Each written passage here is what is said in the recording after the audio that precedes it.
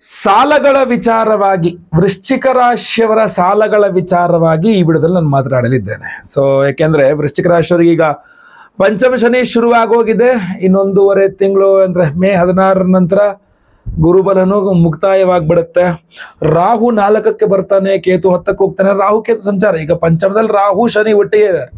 ಕಡೆ ರಾಹು ಮತ್ತು ಚತುರ್ಥಕ್ಕೆ ಬರ್ತಾನೆ. ಎಲ್ಲ ಈಗ ನಿಮ್ಮ ರಾಶ್ಯಾಧಿಪತಿ ಕುಜ, ನಿಮ್ಮ ಷಷ್ಠ್ಯಾಧಿಪತಿಯು ಕುಜ. ಸೊ ವೃಶ್ಚಿಕ ರಾಶಿಯವರ ಸಾಲಗಳ ಒಂದು ನಿಗೂಢ ವಿಶೇಷ ವಿಚಾರಗಳನ್ನ ಈ ವಿಡಿಯೋದಲ್ಲಿ ನಾನು ತಿಳಿಸಲಿದ್ದೇನೆ.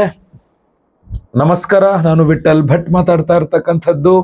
ವೃಶ್ಚಿಕ ರಾಶಿಯವರ ಸಾಲಗಳು ಅನ್ನುವ ಸಬ್ಜೆಕ್ಟ್ ಮಾತಾಡ್ತೇನೆ. ಸೊ ಪ್ರತಿಯೊಬ್ಬ ವೃಶ್ಚಿಕ ರಾಶಿಯವರಿಗೂ ವಿಡಿಯೋ ರೀಚ್ ಆಗಬೇಕು. ಸೊ ದಯವಿಟ್ಟು ವಾಟ್ಸಪ್, ಫೇಸ್ಬುಕ್, ಮೆಸೆಂಜರ್, ಟೆಲಿಗ್ರಾಮ್ ಎಲ್ಲ ಕಡೆ ವಿಡಿಯೋನ ಶೇರ್ ಮಾಡ್ಲಿಕ್ಕೆ ಮರಿಬೇಡಿ. ಅದೇ ರೀತಿ ನೀವಿನ್ನು ಸಬ್ಸ್ಕ್ರೈಬ್ ಮಾಡ್ಕೊಂಡಿಲ್ಲ ಚಾನಲ್ ಅಂದ್ರೆ ದಯವಿಟ್ಟು ಕಡೆ ಸಬ್ಸ್ಕ್ರೈಬ್ ಅಂತ ಬಟನ್ ಸಬ್ಸ್ಕ್ರೈಬ್ ಮಾಡ್ಕೊಂಡು ಬೆಲ್ ಬಟನ್ ಹೊತ್ಕೊಂಡು ಆಲ್ ಅಂತ ಮಾಡ್ಲಿಕ್ಕೆ ಮರಿಬೇಡಿ. ಅಷ್ಟೇ ಅಲ್ಲ, ಫೇಸ್ಬುಕ್ಕಲ್ಲಿ ವಿಡಿಯೋ ನೋಡ್ತಾ ಇದ್ದೀರಾ, ನಮ್ಮ ಪೇಜನ್ನು ಫಾಲೋ ಮಾಡಿಲ್ಲ ಅಂದರೆ ನಮ್ಮ ಪೇಜನ್ನು ಫಾಲೋ ಮಾಡ್ಕೊಳ್ಳಿಕ್ಕೆ ದಯವಿಟ್ಟು ಮರಿಬೇಡಿ, ಆಯಿತಾ. ನೆಕ್ಸ್ಟ್, ಬಹಳ ಪ್ರಮುಖವಾದ ಗ್ರಹ ಅಂದರೆ ವೃಶ್ಚಿಕ ರಾಶಿಯವರ ಸಾಲಗಳನ್ನು ಪ್ರತಿನಿಧಿಸುವ ಬಹಳ ಪ್ರಮುಖವಾದ ಗ್ರಹ ಯಾವುದಪ್ಪ ಅಂದರೆ ಕುಜ ಗ್ರಹ. ಸೊ ಕುಜನ ಪ್ರಭಾವದ ಮೇಲೆಯೇ ವೃಶ್ಚಿಕ ರಾಶಿಯವರ ಸಾಲಗಳು ಅನ್ನುವಂಥದ್ದು ನಿಂತಿರ್ತದೆ. ಆದರೆ ಈಗ ಎಟ್ ಪ್ರೆಸೆಂಟ್ ನಿಮಗೆ ಪಂಚಮ ಶನಿನೂ ಶುರುವಾಗಿರೋದ್ರಿಂದಾಗಿ ಪಂಚಮ ಶನಿನೂ ಸಾಲ ಮಾಡಿಸ್ತಾನೆ. ನಾನಾಗಲೇ ಈ ಸಾಲಗಳ ಪಂಚಮ ಶನಿಯ ವಿಚಾರವಾಗಿ ವಿಡಿಯೋಗಳು ಮಾಡಿದ್ದೇನೆ. ನೋಡಿಲ್ಲ ಅಂದರೆ ಚಾನಲ್ ಇರ್ತದೆ, ನೋಡಿ. ನಾನು ಹೇಳಿದ್ದೇನೆ ಪಂಚಮ ಶನಿ ಶುರುವಾಗ್ತದೆ, ವೃಶ್ಚಿಕ ರಾಶಿಯವರಿಗೆ ಸಾಲ ಮಾಡಬೇಡಿ, ಸಾಲ ಕೊಡಬೇಡಿ, ಸಾಲ ಕೊಡಿಸ್ಬೇಡಿ. ಇದು 3 ವಿಚಾರಗಳಲ್ಲಿ ಭಾಳ ಎಚ್ಚರಿಕೆಯಿಂದ ಇರಿ. ಡೌಟ್ ಇದ್ದರೆ ಬೇಕಾದ್ರೆ ತುಲಾ ರಾಶಿಯವ್ರನ್ನ ಕೇಳ್ಕೊಳ್ಳಿ ಎಷ್ಟು ಕಷ್ಟ ಆಗುತ್ತೆ ಅನ್ನುವಂಥದ್ದನ್ನು ಅಂತೆಲ್ಲ ಹೇಳಿದ್ದೆ ನಾನು. ಸೊ ಈ ಸಾಲಗಳ ವಿಚಾರಕ್ಕೆ ಪ್ರಮುಖವಾಗಿ ನಾನು ಮಾತಾಡಬೇಕು ಅಂತಂದ್ರೆ, ಈಗ ಪ್ರಸಕ್ತ ಕಾಣುವ ಪ್ರಕಾರ ನಿಮಗೆ 2 ಪ್ರಧಾನವಾದಂತಹ ಗ್ರಹಗಳ ಪ್ರಭಾವ ಇರ್ತದೆ. ನಿಮ್ಮ ಸಾಲಗಳ ವಿಚಾರದಲ್ಲಿ 2 ಪ್ರಧಾನವಾದಂತಹ ಗ್ರಹಗಳ ಪ್ರಭಾವ, ಒಂದು ಕುಜ, ಒಂದು ಶನಿ. ಶನಿ ಯಾಕೆ? ಪಂಚಮ ಶನಿಯಿಂದ. ಕುಜ ಯಾಕೆ? ನಿಮಗೆ ಷಷ್ಠ್ಯಾಧಿಪತಿ ಕುಜ ಆದ್ರಿಂದ. ನಿಮ್ಮ ವೈಯಕ್ತಿಕ ಜಾತಕದಲ್ಲಿ ಏನಾದರೂ ಕರ್ಕಾಟಕ ರಾಶಿಯಲ್ಲಿ ಕುಜ ಇದ್ದಾನೆ ಅಂತಾದ್ರೆ ನಿಮಗೆ ಸಾಲಗಳ ವಿಚಾರ, ನಿಮಗೆಲ್ಲೂ ಸಾಲ ಸಿಗೋದು ಇಲ್ಲ. ಫಾರ್ ಸಪೋಸ್ ಸಾಲ ತಗೊಂಡಿದ್ರು ಅಂತಂದ್ರೆ ಅದನ್ನ ತೀರ್ಸಕ್ಕೆ ಹೋಗ ಆಮೇಲೆ ಯಾರೋ ಅಂತಂದ್ರೆ ಬೇರೆಯವರು ಮಾಡಿದ ಸಾಲವನ್ನು ನೀವು ತೀರಿಸಬೇಕಾದ ಪರಿಸ್ಥಿತಿನೂ ಬಂದ್ಬಿಡುತ್ತೆ. ಅದು ತೀರ್ಸಕ್ಕಾಗದೆ ಒದ್ದಾಟ, ಆ ಪರಿಸ್ಥಿತಿನೂ ಬಂದ್ಬಿಡುತ್ತೆ. ಕುಜ ಕರ್ಕಾಟಕ ರಾಶಿಯಲ್ಲಿ ಇರಬಾರದು ಯಾವುದೇ ಕಾರಣಕ್ಕೂ. ಹಾಗಂತ ಮಕರ ರಾಶಿಯಲ್ಲಿ ಕುಜ ಇದ್ದಾನೆ ನಿಮ್ಮ ವೃಶ್ಚಿಕ ರಾಶಿಯವರು ಅಂತ ಆದ್ರೂ ಸಾಲ ತುಂಬಾ ಜಾಸ್ತಿ ಆಗ್ಬಿಟ್ಟಿರುತ್ತೆ ನಿಮಗೆ. ಅಂದ್ರೆ ಅನಾವಶ್ಯಕ ಸಾಲಗಳು ಬಂದ್ಬಿಡ್ತದೆ. ಅಲ್ಲಿ ಈಸಿಯಾಗಿ ಸಿಗುತ್ತಲ್ಲ ಅಂತ ತಗೊಂಡು ಅದ್ಭುತವಾದ ಸಾಲಗಳ ವಿಚಾರಕ್ಕೆ ಹೋಗ್ಬಿಟ್ಟಿರ್ತದೆ. ಅದರಿಂದ ಸಾಲಗಳನ್ನ ಕಂಟ್ರೋಲ್ ಮಾಡಬೇಕು ಅಂದ್ರೆ ಕುಜನ ಆರಾಧನೆ ಮಾಡ್ಕೊಳ್ಬೇಕು ವೃಶ್ಚಿಕ ರಾಶಿಯವರು. ನೀವೆಷ್ಟು ಜಾಸ್ತಿ ಕುಜನ ಆರಾಧನೆ ಮಾಡ್ತಾರೋ ಅಷ್ಟು ಸುಲಭವಾಗಿ ನಿಮಗೆ ಸಾಲಗಳ ಮೇಲೆ ಒಂದು ನಿಗ್ರಹ ಅನ್ನುವಂಥದ್ದು ಬರ್ತದೆ.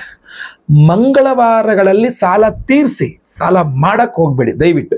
ಇದನ್ನು ನೆನಪಿಟ್ಕೊಳ್ಳಿ. ಲೇವಾದೇವಿನೇ ಇಟ್ಕೋಬಾರ್ದು, ಹಣದ ಲೇವಾದೇವಿನೇ ಮಂಗಳವಾರ ನಿಮಗೆ ಷಷ್ಠ್ಯಾಧಿಪತಿ. ಬಟ್ ಅನಿವಾರ್ಯ ಆದರೆ ಸಾಲ ತೀರಿಸೋದು ಬೇಕಾದ್ರೆ ತೀರಿಸಿ, ಅದರ ಹೊಸದಾಗಿ ಸಾಲ ಮಾಡಬೇಡಿ ಮಂಗಳವಾರಗಳಲ್ಲಿ ಅನ್ನುವಂಥದ್ದು ನನ್ನ ಒಂದು ಸಲಹೆ. ಈಗ ಎಮರ್ಜೆನ್ಸಿ ಹಾಸ್ಪಿಟಲೈಸೇಷನ್ನು ಮತ್ತೊಂದು ಇನ್ನೊಂದು ಪ್ರಶ್ನೆ ಬೇರೆ.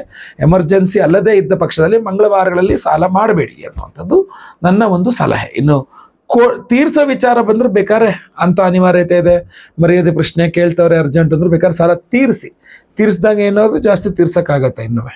ಆದ್ರಿಂದ ಇನ್ನು ಬಹಳ ಪ್ರಮುಖವಾಗಿ ನೀವು ಸುಬ್ರಹ್ಮಣ್ಯನ ಮನೆ ಹತ್ರ ಎಲ್ಲರೂ ಸುಬ್ರಹ್ಮಣ್ಯನ ದೇವಸ್ಥಾನ ಇದ್ರೆ, ಸೊ ಮಂಗಳವಾರ ಅಲ್ಲಿಗೆ ಹೋಗಿ ಕಾಲು ನೋವು ಬರೋದಕ್ಕೆ ಪ್ರದಕ್ಷಿಣೆ ನಮಸ್ಕಾರ ಮಾಡ್ಕೊಂಡು ಬರೋದು. ಅಲ್ಲಿ ಮಂಗಳವಾರಗಳಲ್ಲಿ ಸ್ವಾಮಿಗೆ ಕುಂಕುಮಾರ್ಚನೆ ಮಾಡಿಸೋದು, ಫಲಪಂಚಾಮೃತ ಅಭಿಷೇಕ ಮಾಡಿಸೋದು, ಅಥವಾ ಕೆಂಪು ಹೂಗಳಲ್ಲಿ ಸ್ವಾಮಿಗೆ ಅರ್ಚನೆ ಅಥವಾ ಕುಂಕುಮಾರ್ಚನೆ ಮಾಡಿಸೋರು ಪರವಾಗಿಲ್ಲ. ಮಂಗಳವಾರ ಸುಬ್ರಹ್ಮಣ್ಯೇಶ್ವರಿಗೆ ಒಂದು ಕುಂಕುಮಾರ್ಚನೆ ಮಾಡಿಸಿ ಆ ಕುಂಕುಮವನ್ನು ವಾರ ಪೂರ್ತಿ ಹಚ್ಕೊಳ್ಳೋದ್ರಿಂದನೂ ನಿಮ್ಮ ಸಾಲಗಳು ಸ್ವಲ್ಪ ಕಂಟ್ರೋಲಿಗೆ ಬರ್ತದೆ. ಆಮೇಲೆ ಈ ಮಂಗಳವಾರಗಳಲ್ಲಿ ಒಂದು ಹೊತ್ತು ಅಂದ್ರೆ ನಿಮಗೆ BP, ಶುಗರು, ಮತ್ತೊಂದು ಇನ್ನೊಂದು ಯಾವುದೇ ಆರೋಗ್ಯ ಬಾಧೆ ಇಲ್ಲ, ನೀವು ಸದೃಢರಾಗಿದ್ದೀರಾ, ಒಂದು ಹೊತ್ತು ಉಪವಾಸ ಮಾಡೋದು ನಿಮ್ಗೆ ಏನು ಸಮಸ್ಯೆ ಇಲ್ಲ ಅಂತಾದಲ್ಲಿ ಮಂಗಳವಾರ ಒಂದು ಹೊತ್ತನಾರು ನೀವು ಉಪವಾಸ ಮಾಡಿದರೆ, ಇಡೀ ಮಂಗಳವಾರ ನಾನ್ ವೆಜ್, ಈರುಳ್ಳಿ, ಬೆಳ್ಳುಳ್ಳಿ ಏನು ತಿನ್ನಬಾರ್ದು. ಅದನ್ನು ಆದಷ್ಟು ಇದು ಮಾಡಿಕೊಂಡು ಒಂದು ಹೊತ್ತು ಏನು ಸೇವನೆ ಮಾಡಿದೆ ಮಧ್ಯಾಹ್ನ ಮೇಲೆ ಊಟ ಮಾಡ್ಕೊಳ್ತಕ್ಕಂಥದ್ದು ಒಪ್ಪತ್ತು ಅಂತ ಕರೀತಾರೆ. ಆ ಥರ ಉಪವಾಸಾದಿಗಳು ಮಂಗಳವಾರದಲ್ಲಿ ಒಂದು ದಿವಸ ಮಾಡಿದ್ರು ನಿಮ್ಮ ಸಾಲಗಳ ವಿಚಾರದಲ್ಲಿ ನಿಮ್ಗೆ ಅನುಕೂಲ ಆಗತ್ತೆ, ಆಯ್ತಲ್ವಾ. ಪಂಚಮ ಶನಿ ಇರೋದ್ರಿಂದ ಸಾಲ ಮಾಡಬೇಡಿ, ಸಾಲ ಕೊಡಬೇಡಿ, ಸಾಲ ಕೊಡಿಸ್ಬೇಡಿ.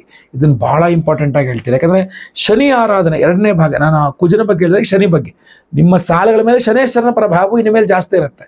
ಸೊ ಶನಿ ಬರ ಮನೆ ಹತ್ರ ಶನೇಶ್ವರ ದೇವಸ್ಥಾನ ಇದ್ದರೆ ಹೋಗಿ ಕಾಲು ನೋವು ತನಕ ಪ್ರದಕ್ಷಿಣೆ ನಮಸ್ಕಾರ ಮಾಡಿಕೊಂಡು ಬರ್ತಕ್ಕಂಥದ್ದು. ಶನೇಶ್ವರನಿಗೆ ನೀಲಿ ಬಣ್ಣದ ಹೂವಿನಲ್ಲಿ ಅರ್ಚನೆ ಅಥವಾ ಕರಿ ಎಳ್ಳಿನಲ್ಲಿ ಅರ್ಚನೆ, ಅದನ್ನು ಮಾಡಿಸಿ. ಈ ಕಡೆ ಸುಬ್ರಹ್ಮಣ್ಯನ ಅಷ್ಟೋತ್ತರ ಮಾಡಿ. ಆಮೇಲೆ ಮಂಗಳವಾರ ಸುಬ್ರಹ್ಮಣ್ಯ ಅಷ್ಟೋತ್ತರ, ಕುಜಾಷ್ಟೋತ್ತರ ಪಠನೆ ಮಾಡಿ. ಶನಿವಾರ ನೀವು ಶನಿ ಅಷ್ಟೋತ್ತರ, ದಶರಥ ಕೃತ ಶನಿ ಸ್ತೋತ್ರಗಳಲ್ಲೆಲ್ಲ ಪಠನೆ ಮಾಡ್ತಕ್ಕಂಥ ತುಂಬ ಒಳ್ಳೆಯದು.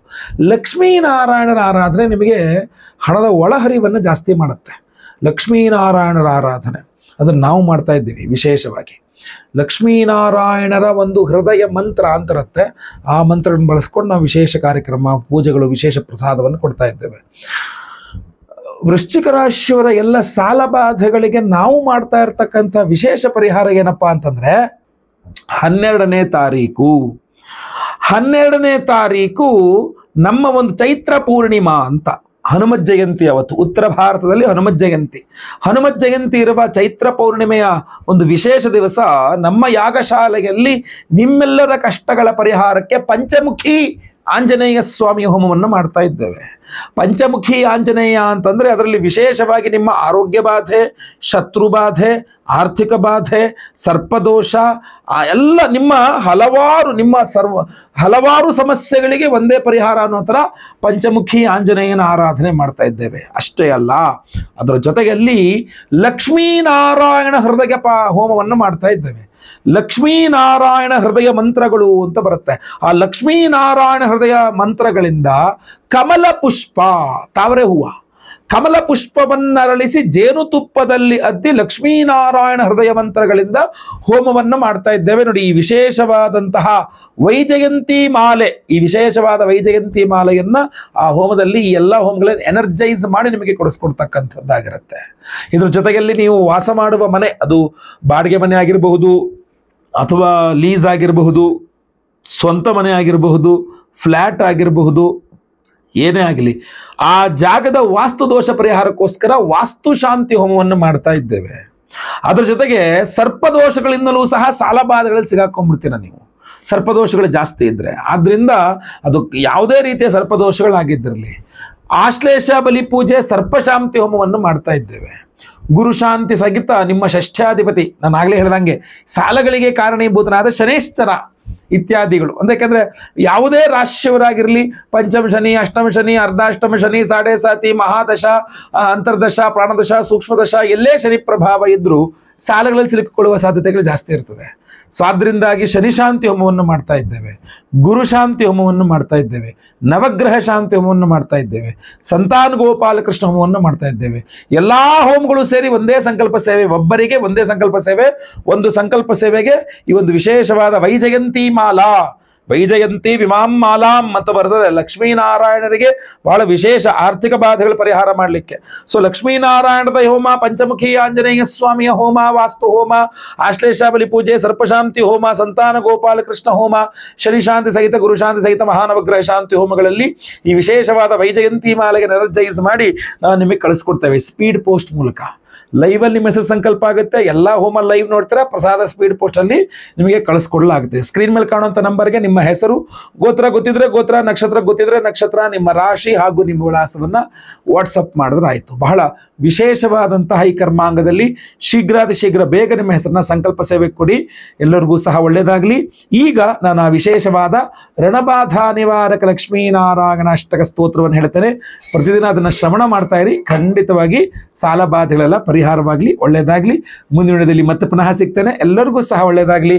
ಲೋಕ ಸಮಸ್ತ ಸುಖಿನೋ ಭವಂತು. ನಾರಾಯಣ ನಾರಾಯಣ ನಾರಾಯಣ. ಓಂ ಲಕ್ಷ್ಮೀನಾರಾಯಣಾಭ್ಯಾಂ ನಮಃ.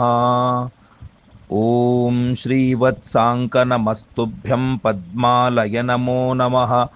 ಲಕ್ಷ್ಮೀನಾರಾಯಣ ಸ್ವಾಮಿನ್ ಸರ್ವಾಭೀಷ್ಟಂ ಪ್ರಯಚ್ಛ ಮೇ. ಓಂ ಪದ್ಮಪತ್ರಾಯತಾಕ್ಷತ್ವಂ ಪದ್ಮಹಸ್ತಾತ್ವಯಾ ಸಹ ಧರ್ಮಾರ್ಥಕಾಮಮೋಕ್ಷಾಣಾಂ ದಾತಾ ನಿತ್ಯಂ ನಮೋಸ್ತುತೇ. ಓಂ ಕೌಸ್ತುಭಾಲಂಕೃತವಕ್ಷಃ ಶಂಖಚಕ್ರಗದಾಧರ ವಿಷ್ಣೋ ಪ್ರಪನ್ನಂ ಪಾಲಯ ಮಾಂ ಭಕ್ತ್ಯಾ ನತಂ ಸದಾ. ಓಂ ಕೌಸ್ತುಭಾಲಂಕೃತವಕ್ಷಃ ಶಂಖಚಕ್ರಗದಾಧರ ವಿಷ್ಣೋ ಪ್ರಪನ್ನಂ ಪಾಲಯ ಮಾಂ ಭಕ್ತ್ಯಾ ನತಂ ಸದಾ. ಓಂ ಹಿರಣ್ಯಗರ್ಭಸಂಭೂತ ತ್ವಂ ದೇವ ಕಮಲಾಲಯೇ. युक्तौ युवां जगन्नाथौ नमामि हृदये सदा। ॐ सर्वसम्पत्करी देवी सर्वपापहरो हरीः युग्मेन ते नमस्तुभ्यं शरणं मे भवाच्युत। ॐ वैकुण्ठवासिन ॐ वैकुण्ठवासिन्नाथ त्वं वैभवप्रदाश्रिया अनाथनाथ सर्वेशा मां रक्ष सततं प्रभो। सत्यं ज्ञानमनन्तं त्वं शुद्धं ब्रह्मास्वरूपकं लक्ष्मीपते करुणासिन्धो दीनबन्धो नमोऽस्तु ते। ॐ इदम् अष्टकं पुण्यं युक्तः पठेत् भक्तिसंयुतः तस्य श्रीर्भवति क्षिप्रं लक्ष्मीनारायणप्रियः।